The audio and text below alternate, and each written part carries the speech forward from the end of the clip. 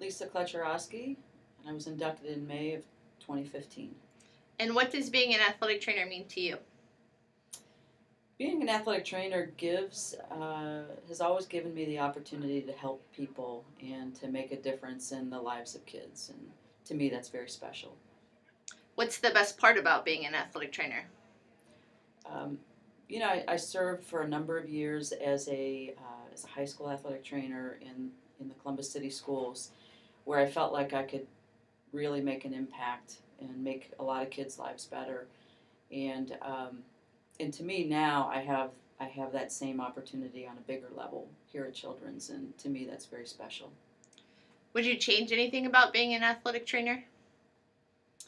Um, the only thing I'd like to see change is I'd like to see athletic trainers step up and really embrace the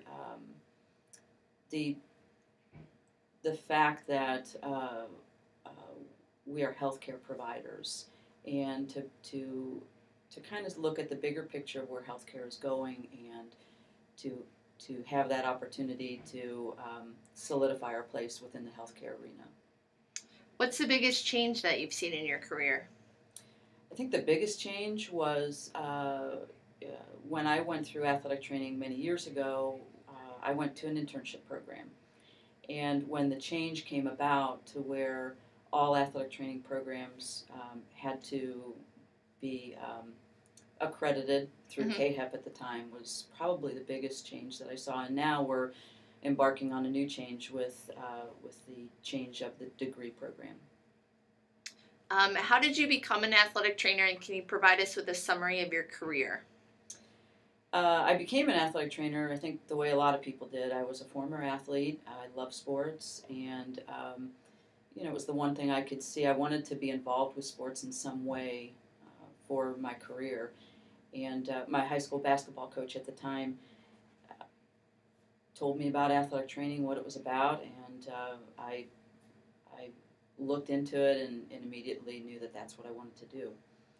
In terms of my career, I started my career as a high school athletic trainer and did that for about 13 and a half years before I had the opportunity to come to Children's to start the sports medicine department. Wonderful.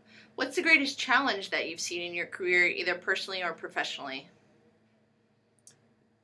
One of the biggest challenges is still going on today. I mean, athletic trainers have been pursuing reimbursement for as long as I've been doing this, and that is and has been our greatest challenge. I think now we have a great opportunity before us with healthcare changing, and reimbursement, direct reimbursement for services will likely become something of the past. And so I think we have a great opportunity before us to become embedded within healthcare in a much bigger way. Changing gears a little bit, what was your typical day like in college versus now? So in college, in the old internship program, being a student within a program was a full-time job. I couldn't work when I was in college because every minute you weren't in class, you were in the athletic training room, or you were on the sideline, or you were doing something to learn more, and be engaged more, and to be able to see more things happen on the field or court. So so that was really what it was like. It was probably more than a 40-hour-a-week job, but it was something that we loved. So you gave it your all. And then what's a day like today for you nowadays? Lots of meetings. Lots of meetings, and lots of, for me, my job is focused on kind of always looking ahead for our department and trying to see, obviously we want to do a great job with what we do today, but I do have to constantly look ahead to say, where do we want to be in 2 or 3 years or 5 years. When you first started, how did you document? Everything was paper, and that was something that, to me, I always got the importance of documentation. I think where I went to school at the University of Cincinnati, that was emphasized to us. And so Can you tell us one of your first salaries? my first job I took was a part-time job, and I do not remember how much I made back then, but I do wonder how I survived on it. Um, my first full-time job came about a year and a half after I graduated, and my first salary for that job was around $27,000 a year. Has your practice or philosophy changed over your career?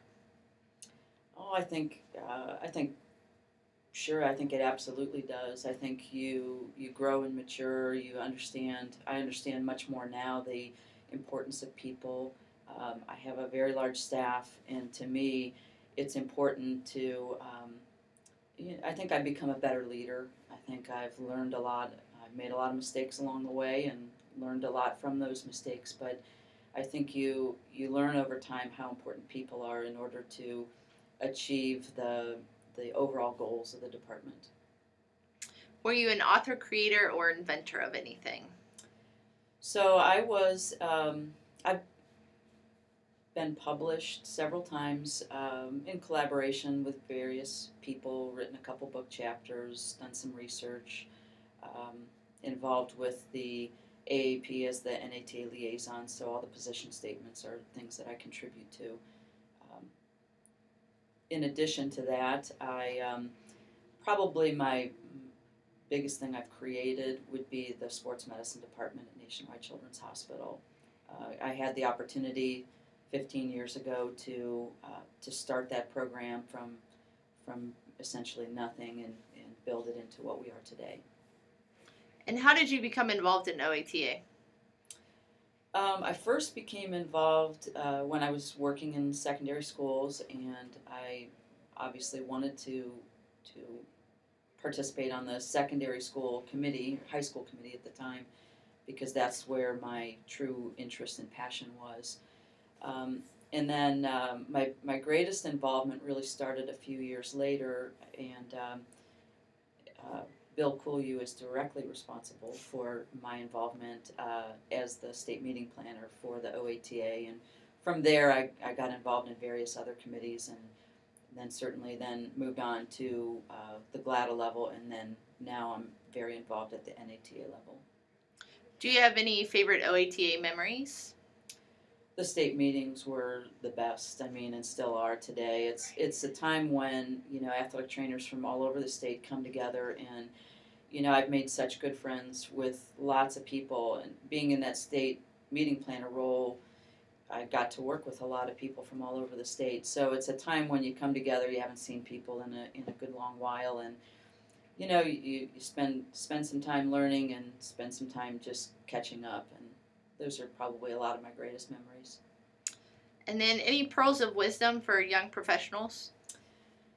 Probably, the biggest thing, and I often say to students and young professionals, is get involved and make a difference. I think everybody has the ability to make a difference in the profession, and what I often tell students is leave the profession one day making it better than it was when you first started. And lastly, any final thoughts, comments, anything else you want to share? It's hard to believe I've been doing this long enough to be in a Hall of Fame. It seemed like just yesterday I was a student at the University of Cincinnati, and never dreamed that this would happen. So it's been quite an honor, and it's been pretty surreal to think that I could have made enough of an impact that somebody felt I was deserving of this. So Excellent. Thank you.